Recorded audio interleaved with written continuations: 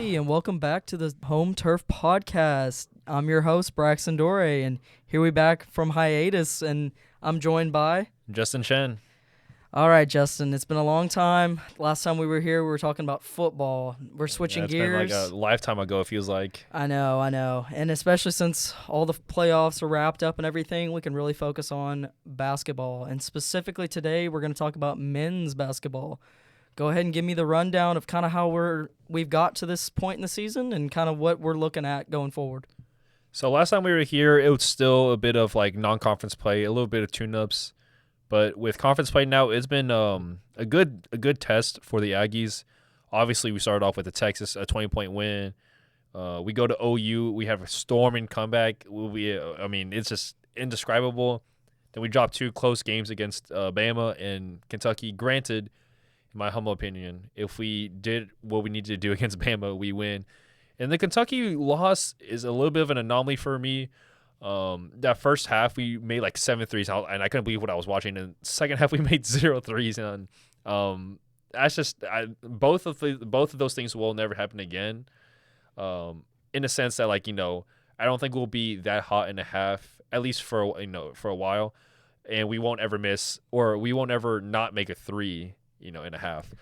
Yeah, I agree. I think the closest you saw was probably that Texas game, that second one in Moody. And my God, that 22-point Yeah, I think they had 7 or 8 in the first half, kind of similar to how they played against Kentucky. They came out shooting, and I think it was really because they didn't see anything down low in the paint, and they couldn't get their big guys started with Payne and with Garcia in the paint. Like when you're not getting the looks you want down low, you got to bounce out and just let it fly. Exactly. And this team, they do struggle with that big time. I mean, that's why you saw the transfer portal pickup of C.J. Wilcher. Like, that guy only shoots threes. I don't know if you've seen his 2-point percentage. It's non-existent. He reminds me like, as a Heat fan, I see Max Strus, Duncan Robinson. They tell these guys to strictly shoot threes no matter how hard. Like, I mean, he's taking off the dribble, step back threes even. I'm like, hey, man, just keep doing it. I mean, if it works, it works. So. Yeah, and sometimes it's just like a dish out to the outside, and it doesn't matter if it's contested or not. Wilcher's shooting it. I mean, he's one of those. He's like Taylor in that way. Like, Wade will just – the green light. Yeah, Wade will if he sees it, he's pulling it. It doesn't matter if he's 35 feet out or if, it's barely a 3, if not maybe a long 2-pointer. It's just that shoot and gun mentality, that push and pull. Let's – go ahead and get this out. Let's keep the game going. And we crashed our boards. That's why, why Buzz lets them do that. Exactly. And I was talking to Mateus and Ian, our 2 editors, previously. We were talking about how there no shade to the 12th man, and this could be a little bit rocky, but there is at times there feels like there's a disconnect between the basketball audience and fans here at A&M and our basketball team, because it's like to understand college basketball in general, it's a little bit of a bunch of hoops you have to understand and stuff. So by that in itself is a disconnect. Then you have Buzz playing his brand of basketball, which is like 20 hoops, because you need to understand in this day and age of space and threes. Like for us, yes, we're looking to make it, but if not, we're crushing the boards. We're not dishing it back out for another 3. We're crushing the boards and trying to get it easy too. That's why we're, I think, number 1 in the country in offensive boards. I believe we're number 1 in the SEC. I know SEC. That. I don't know. I know we're like top 10 for sure. Yeah. We're top 5. I know that. Yeah, I know top 5. Yeah. I know that. But I will say, that's really just the second point tries. That's kind of what Buzz sees, and that's what he wants to keep doing. He wants those second point attempts. I think we lead the SEC in second tries. I know that. But it's kind of just an evolution of how the previous teams have looked, and he's kind of just refined that year after year. But it's like, I feel like there's still a disconnect between the fans and Buzz, because the fans want more. They want more scoring. They want higher but velocity. It's leading to win, so it's like, in my opinion, obviously with the whole collapse of Texas or whatever, whenever I saw the loss, I'm like, it's whatever. Like, I took it with a grain of salt. I'm like, yeah, it sucks losing, especially to Texas. But it's a quad 1 away loss. That's fine. It's whatever. But then everyone's like, "Oh, fire Buzz! We're choking. We're not gonna go far." I'm like, calm down. This is fine. This is good for us. And it's Exactly, and it's been one of the best showings A&M basketball has ever had. That's in what men's I'm basketball. saying. And like, I don't know. It's because I love my fellow Aggies, but I feel like between the football crowd and basketball crowd, there's a football crowd's more. I mean, it's like it's the expectation levels. Yeah, it's like the expectation level for basketball. It's like not as high for football, obviously, but now it's like, oh, we're doing good.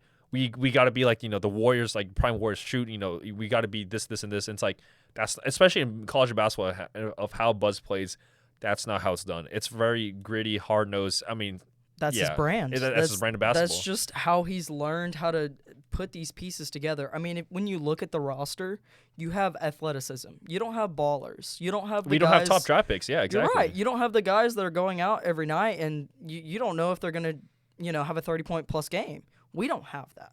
That's not the way A&M works. But that's fine. Yeah, exactly. But that's fine for us. And they still win games. That's the thing. The way Buzz plays and the way he plays to his people's strength, that is what wins us games. I don't think that happens with any other head coach. No, I agree. Because especially, I mean, if you're looking at Rutgers, I mean, they have 2 NBA first rounders, but it's like arguably like let's call it Dylan Harper's like a top 3 pick, but they're not winning games. I mean, it's like. Yeah, when you have Ace Bailey and Dylan Parker, like you're expecting to have these high velocity, high point games, but if you can't play with your team to get that win, it's all for what? For nothing. For them, it's for the NBA draft, which is it's obvious, but it's like it's an individualistic but it's type like thing. It's like a two sides of the coin. Do you want the team to win or do you want an NBA draft? I mean, I can see both sides of it, but it's strictly for A&M. We're on one side of the coin where we're here to win. And because I was watching with my friend, and he doesn't really watch A&M basketball, and he's like, why is Zerg, Phelps, and Wade Taylor shooting 35% from the field? I'm like, that's our system. Yeah, on paper it looks bad, especially if you don't watch A&M basketball. But context. It's like we're throwing up shots. Some of them go in, some of them don't. If those who don't, we're crashing the board. So it's like. It's a system. Defense and rebounding and grit is first. Then then the scoring. Then all the other flashy aspects is second. Yeah, and according to ESPN, we're 7th in rebounds per game. That should speak for itself on how that offense is going to work and how basically Buzz is just playing to his big guys' strengths. I mean, Andy, Solo, Carter. They're all got great rebounding ability. Even Payne and the new guys that they've got, they have learned the brand of basketball that we need to play here. And that's kind of just propelled them into what is the best season so far for A&M basketball. Oh, yeah, no, for Ranked sure. number 13, you don't see that. And we lost to Texas, and it was like, it doesn't really matter. Like, it didn't. It doesn't really matter. Well, to the AP pollers, it didn't matter either because they didn't drop us one bit. And honestly, I was expecting to be 16-17 after that game. Same here. And I guess the frame of mind, that Texas team is scrappy. They've had some good upsets. It's not like they haven't. Are they still playing towards the bottom end of the SEC? Yes. When you have a stacked SEC like you've seen in today, you're talking about Kentucky, Bama, Auburn, even Missouri now. Yeah, Missouri now. Missouri's number 3 in the SEC at the moment, and they're sitting at 20 overall. Oh, and I forgot Tennessee, Florida. It's like these are top dogs, like top 10 teams, top 15 teams in the country. But I mean, it is what it is, and it's like A&M. It's like it kind of feels like we're not supposed to be there. It's like 10 of the 16. It feels like we're sticking out like a sore thumb, I feel like. You're right, because of the way we play. Mm-hmm. Everyone else's is just vastly different, but we're still competing on the highest level with them. That's the key, I think. And I just noticed this. 10 of the 16 SEC teams are top 25. That's nuts. And that has never happened. I feel like 3 or 4 of them, like Florida, Tennessee, Bama, I want to say Kentucky, like 4 of them are in the top 10. Yeah, no, you're right. 4 of them are in the top 10. Okay. We round out the list at 5. Mm-hmm. Us at 13. But when you even have like Ole Miss, Vandy, that are sitting at the lower 20s. Vandy's, oh my god. I mean, they're going crazy right now. And I've heard the argument that the SEC is beating each other up. Yes, they might be doing that, but look at the level they're playing at. Highs of highs and lows of lows. Exactly, and you can even go back to statistically. They are one of the top conferences right now in all stats. They just are. That's how it's looked. Rebounding, scoring. There's so many juggernauts in the SEC right now. it's going to be there's going to be a lot of presence and when it comes down to March. There's going to be a lot about of Auburn. Yeah. Auburn's number 1 right now. Yeah. It clicked for me that they were I think SEC. I mentioned them. I was like, wait, I was like, I'm forgetting the Tigers. I knew it was Auburn. The 19-1 team. I was like, I knew they were number 1. I knew it was Auburn. I forgot if they were SEC or not. Yeah, and Auburn is undefeated in the SEC right now. They're going to go in. Is nuts. I know. It's their offense. It's the way their offense and their defense have been playing. It's such a dangerous combo. But let's go ahead and get into the nitty-gritty with players specifically. So who do you think going forward is going to be the biggest impactor on the offensive side? Let's just say that. Ooh, offensive side. Oh, that's going to be hard. I mean, obviously, the obvious answer is Wade, but it's like everyone knows that. It's going to come down, especially in the late stretches, it's going to come down to how Zoric Phelps can continue this play into SEC, into March Madness. Then I'm going to go with Pharrell Payne. Honestly, like those two are like 1B, 1C for me alongside with Wade because Pharrell Payne does great things down the paint. He gets fouled and I mean, though we're making our free throws now, in those losses we were not, but he was the only one being consistent.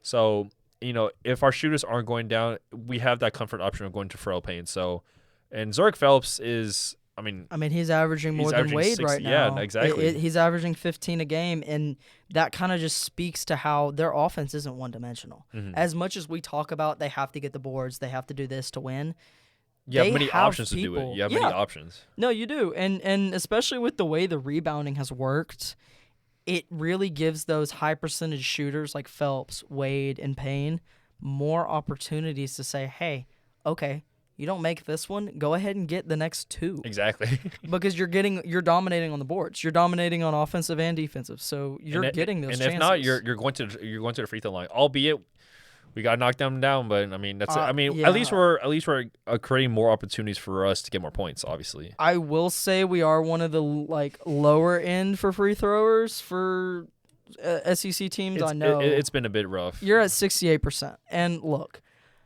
normally, you'd want that to be like in the almost 80s. It's like at least 75%. That's a good threshold. Yeah, and it has come to bite them. Like I mean, I went to the Moody game in Austin.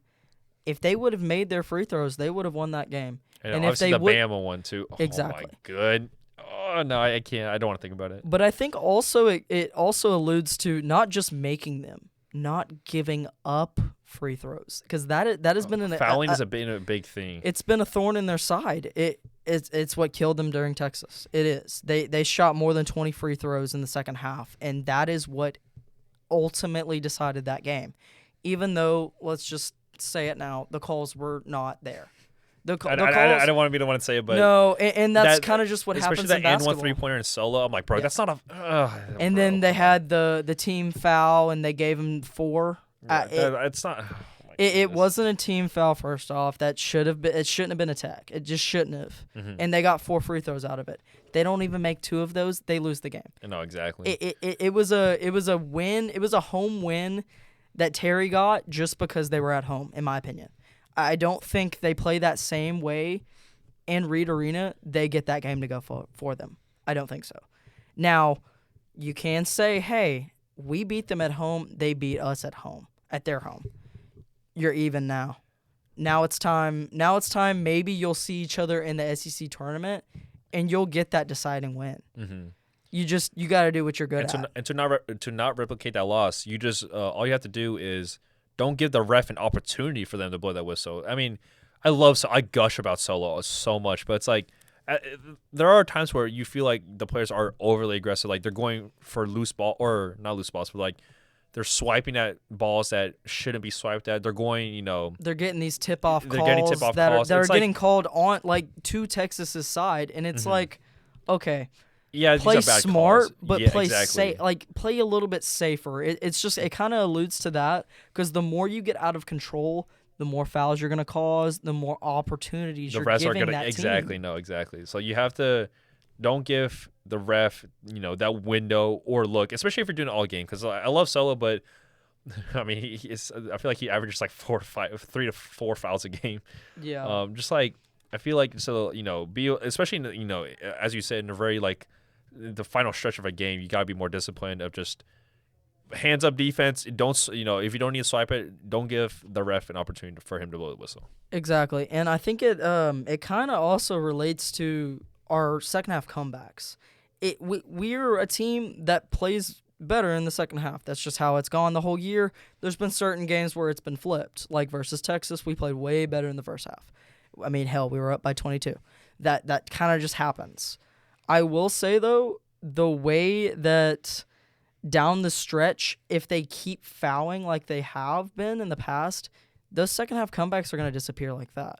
You're not going to get those opportunities because you're basically shooting yourself in the foot. Mm-hmm. You're not going to be able to get that production. You're not going to be able to get consistency, too. Every time you foul, that's another stop in the game. It's another stop for your players to say, oh, okay, I'm taking a breather now, and they get either cold or hot.